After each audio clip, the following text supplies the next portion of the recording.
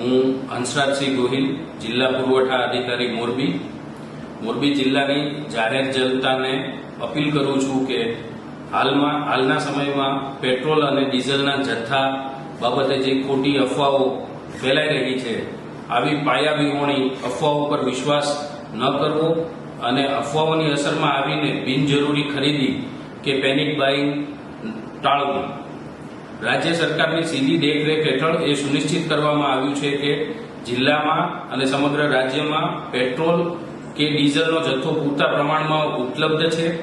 હાલમાં કોઈ પણ પ્રકારની અછત કે શોર્ટેજ નથી. આજે ઓઇલ કંપનીઓના એક્ઝિક્યુટિવ હેડ્સની પેટ્રોલ પંપ પર જથ્થો સતત જળવાઈ રહે તેમજ જથ્થો વધારવા માટે પણ જરૂરી સૂચનાઓ આપવામાં આવેલ છે.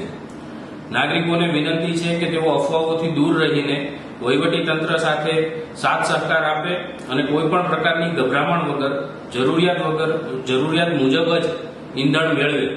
ખેડૂત મિત્રોને ખાસ નિવેદન છે કે હાલે મોરબી જિલ્લામાં પેટ્રોલ અને ડીઝલના જથ્થા બાબતે જે ખોટી માહિતી ફેલાઈ રહી છે તેના પર વિશ્વાસ ન કરવો. પેટ્રોલ તથા ડીઝલના સ્ટોકની કોઈ અછત નથી તો બિનજરૂરી ખરીદી ન કરવી તેમજ પેટ્રોલ તથા ડીઝલનો જાહેર જનતાને ખોટો સંગ્રહ ન કરવા આથી અપીલ કરવામાં આવે છે.